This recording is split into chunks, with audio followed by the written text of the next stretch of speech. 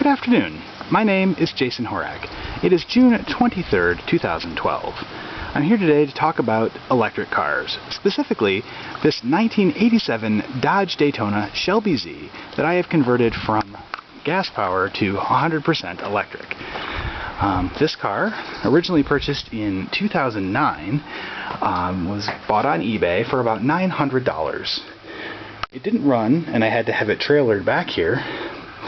But since then, I've been working on it for various projects. It was a gas car. I had put a new engine in it and made it run up until about July of 2011, when I started converting it to 100% electric. Anyway, inside, pretty much stock, like you'd see in any other Dodge Daytona from this era. Still has all 4 seats. The seats in the back are a little cramped, but hey, you know, it's a sports car, what do you want? Anyway, we'll just do a quick little run around here. As you may notice, there are a whole lot of batteries in the back of this car. These batteries are kind of interesting. They're lithium iron phosphate cells, specifically China Aviation Lithium Battery Company 180 amp hour cells. I'll talk a little bit about them more in a minute, but as you can see, there are a bunch of them back here, a total of 37 as of this particular recording. Anyway, give you a little idea here. Inside the car, as you can see, it's mostly stock, with the exception of this little gauge up in the front. This shows us that we are currently at 199.4 volts. Above that, there are a bunch of switches that I use to control various electric systems. Other than that, everything else is original, including the dashboard. So we'll get to that a little bit later.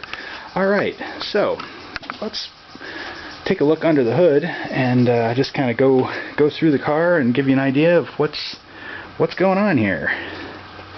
What's so special about this car?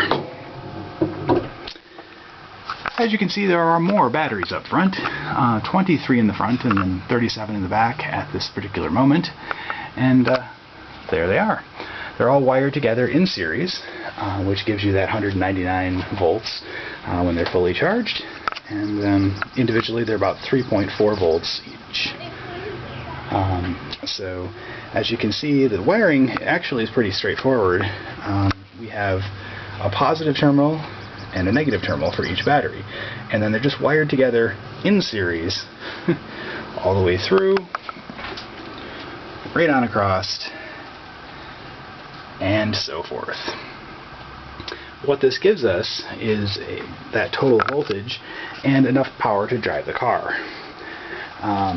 So we'll just kind of go through the basic systems here, give you an idea. So those batteries are wired so that the pack negative is this cable right here, as indicated by the black terminal. So pack negative,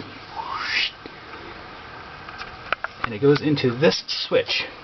This switch is a emergency disconnect, or mostly service disconnect.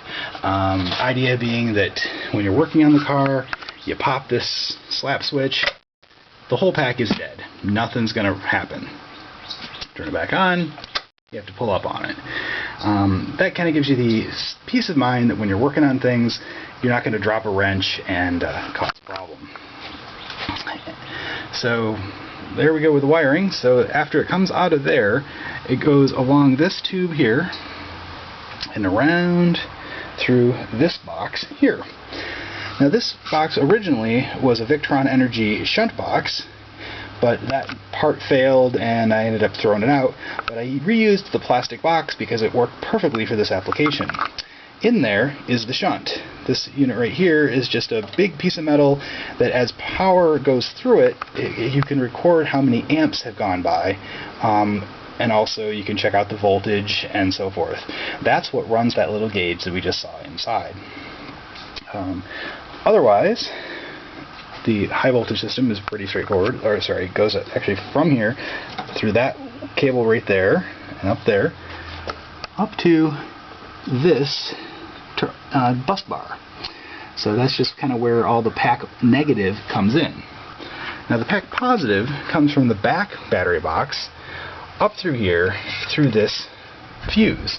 This ginormous fuse is capable of passing 600 amps worth of current before it blows. And it's basically there so that if you drop a wrench on the battery box or on the battery pack and you short the terminals, like say from here to here, you'd be having 200 volts and a couple thousand amps running through. It will blow that fuse and make everything stop, and without hopefully hurting anybody or the battery pack. So anyway, that's the idea behind the fuse. It's just a basic safety precaution. The fuses themselves are pretty expensive. I bought a couple of them just in case, but so far haven't managed to pop one yet, so that's a good thing. Anyway, moving right along, this here is the positive that goes out to the controller, and this is the negative that goes out to the controller. The controller is in the front. Let me show you that. It's a little hard to see because it's up in there in the grill. So you can see that's the where the battery terminals come in, positive and negative, and then they go out on the other side. And when where they go is down here to the motor.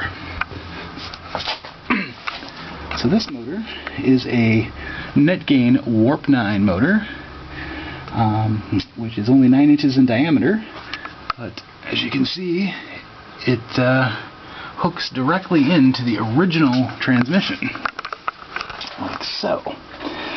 It has the flywheel, pressure plate, and clutch, just like it had originally, and just with this little adapter plate that makes it mesh up, that's how it hooks into that thing. So it still has the clutch, it still shifts just like a regular car, and as far as the drive system is concerned, it really doesn't know any different. As you can see, I have the drive shafts, and unequal length drive shafts on the left and the right, going into the transmission just like they did originally. So really not a whole lot of difference there. Okay, so we were talking about the motor, and the motor is connected to, with the pulleys on this side, they go to the original power steering pump. So whenever this motor spins, the power steering pump spins, then you have power steering. That's really kind of all there is to it. So wiring wise though, they go from the batteries to the controller, which is here. It's very hard to see on film, but that's not too bad. So that is the Soliton 1.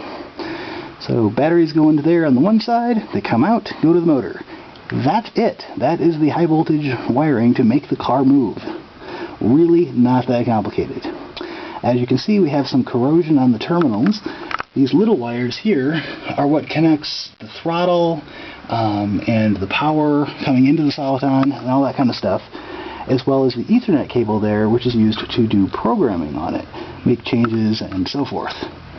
So we need to do something a little differently to protect those terminals better, but for the moment it gets the job done and it runs. As you can see also, the motor is kind of dirty.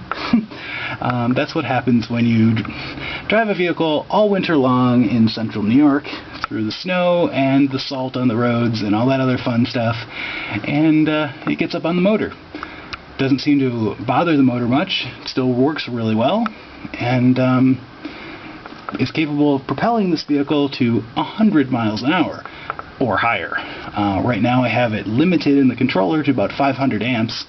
The controller can do 1,000, and right now the car tops out at about 100, and yeah, so it moves right along.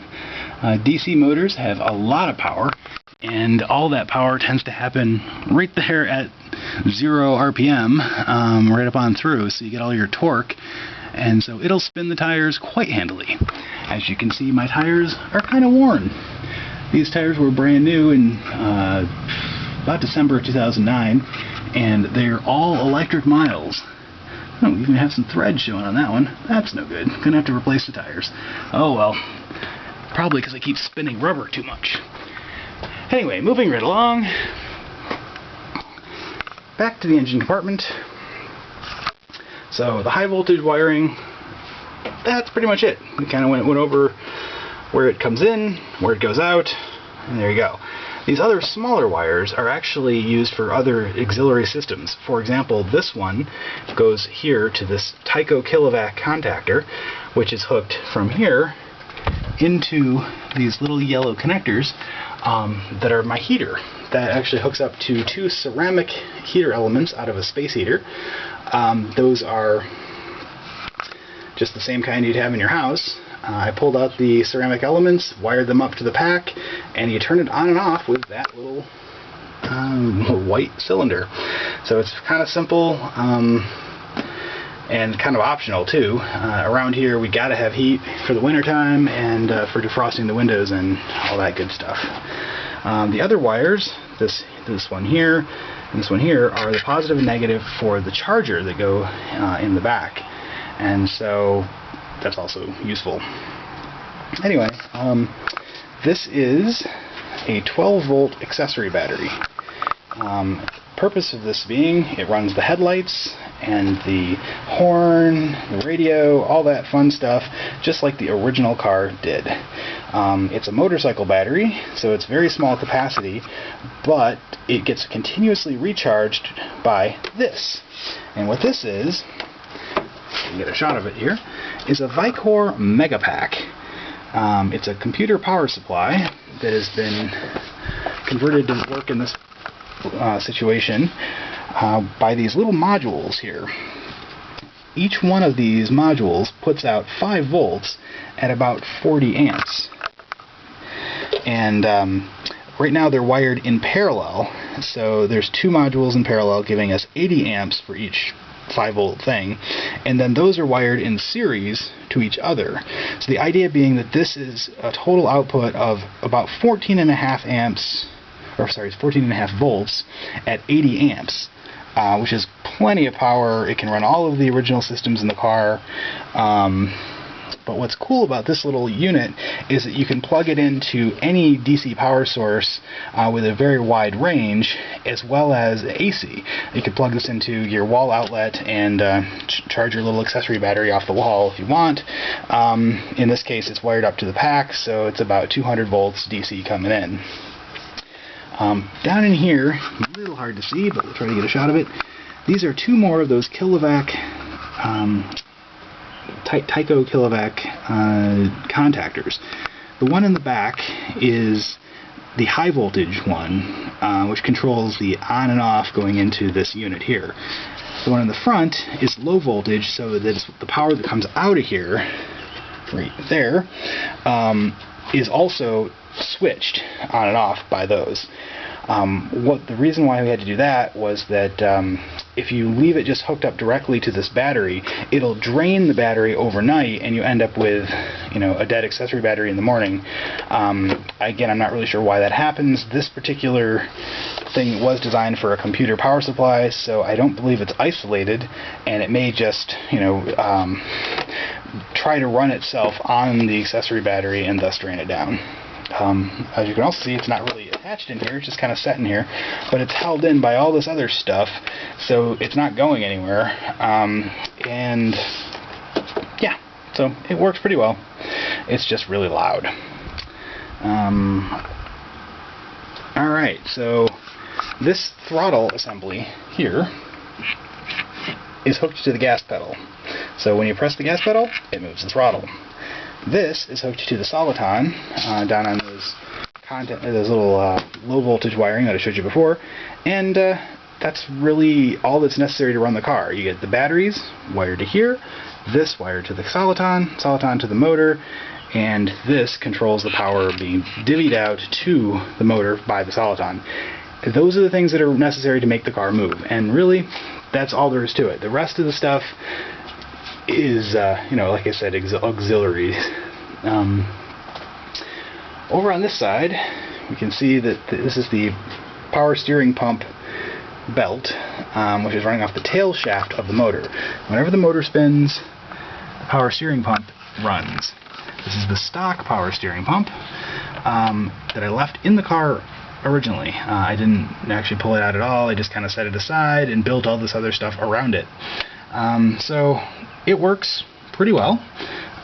You know, when you're trundling down the road, you can turn around the corners easily, and it's okay. Trouble is that when you're doing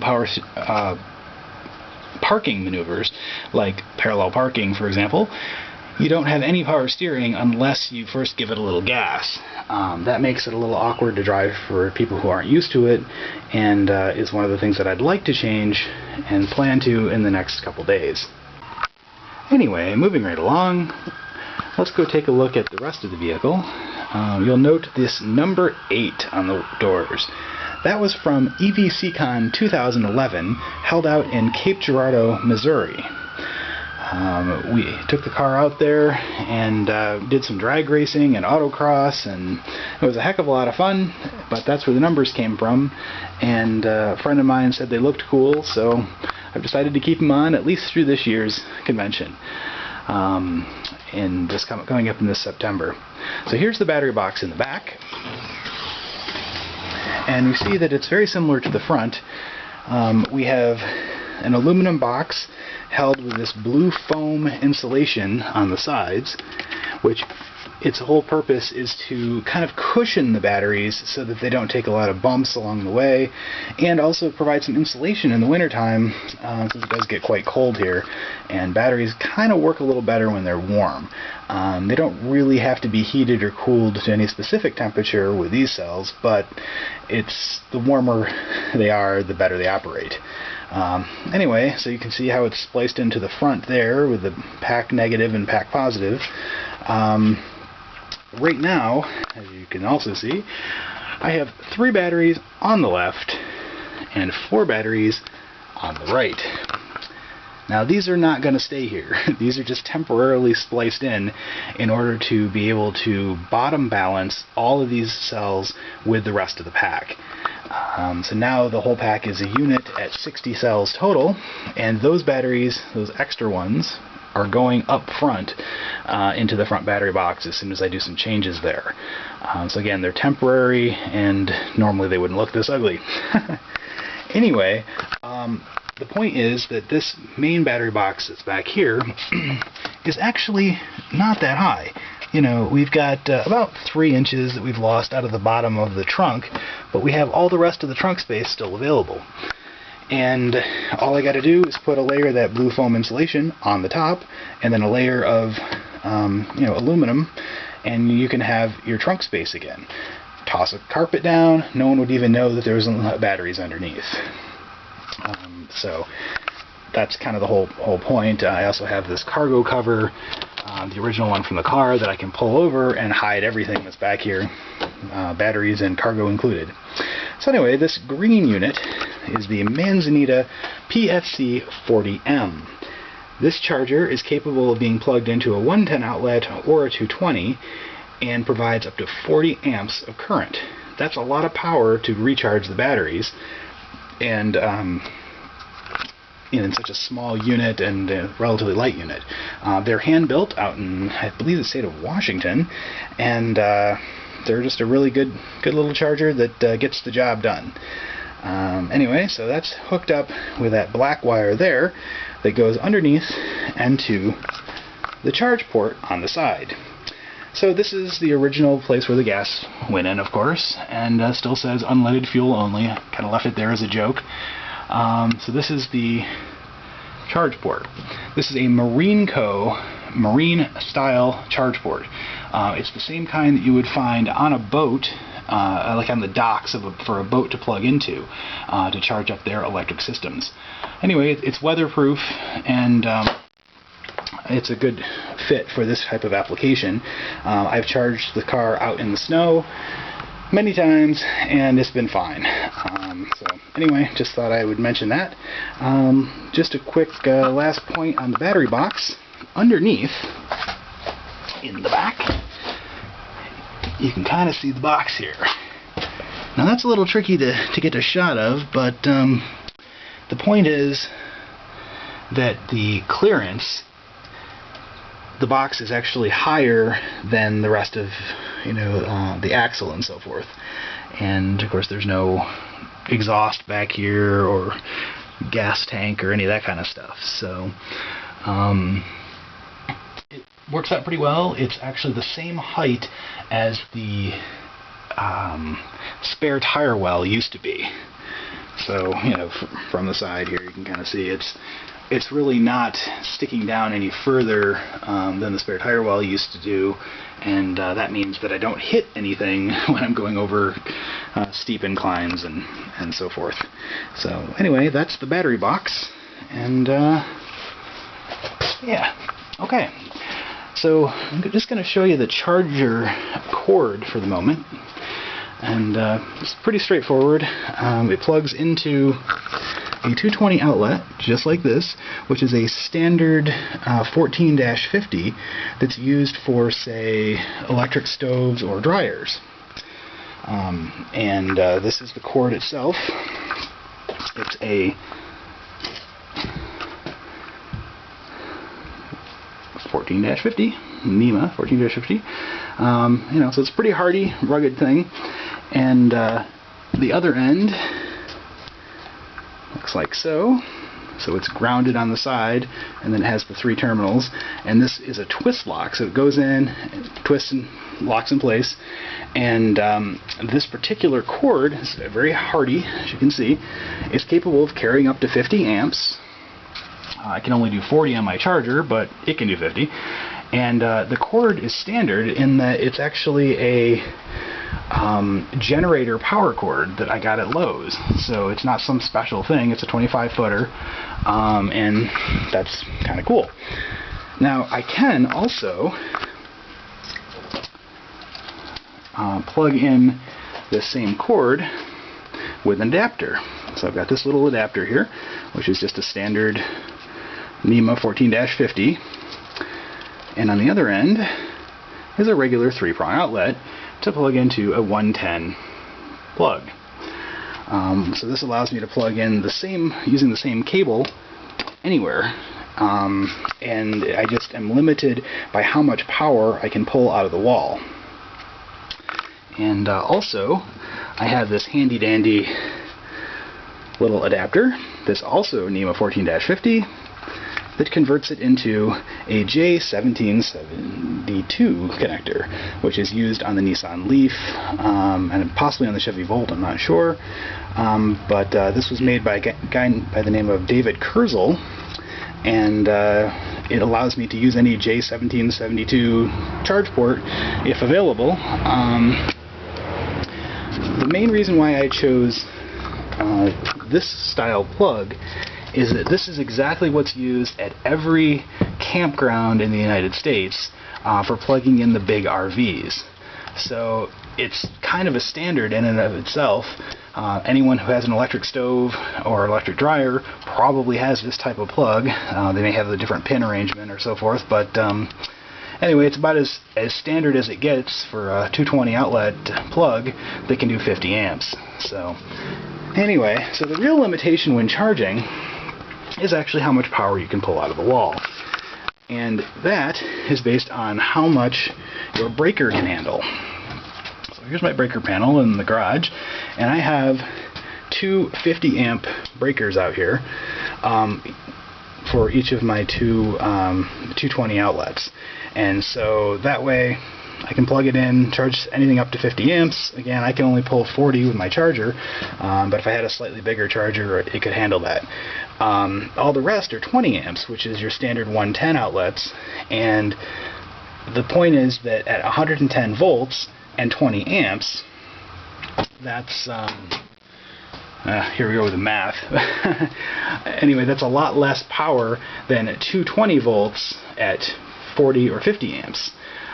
So I can charge the car in approximately 4 hours on a 220 from completely dead battery pack, whereas it takes probably 9 or 10 to charge based on a regular 110 outlet. So anyway, that's the charging, and most of the systems back here. As a final question that people often ask me is, how far does it go? Well, with my 32 kilowatt battery pack, which was the original 30 in the back and 23 in the front arrangement, I could go about 110 miles on a charge. That was 110 miles for roughly 50 or 60 miles an hour. If you go faster than that, the range will drop, and that's because of the aerodynamics of the car, and you're kind of fighting against the forces to get it moving. So I could go 75 or 80 on the highway, but that would drop my range down to about 70 to 75 miles. If I go in town, about 30 to 40 miles an hour in stop-and-go traffic, well, then it lasts me a good 150 miles or more before it needs to be charged. So anyway, that's the overview of the electric Daytona, and if you want to learn how to make your own, just go to www.evtv.me, and they have all kinds of videos and lots of useful information for building your own car. And alternatively, or in addition to, I recommend the DIY Electric Car forums. So that's www.diyelectriccar.com. They have a lot of really good people out there with, all the information you could ever want to know about how to make your own electric car. And that's where I got all my information from. So take a car that you happen to love and turn it into an electric, and it'll be great. So anyway, have a wonderful day, and I'll catch y'all later.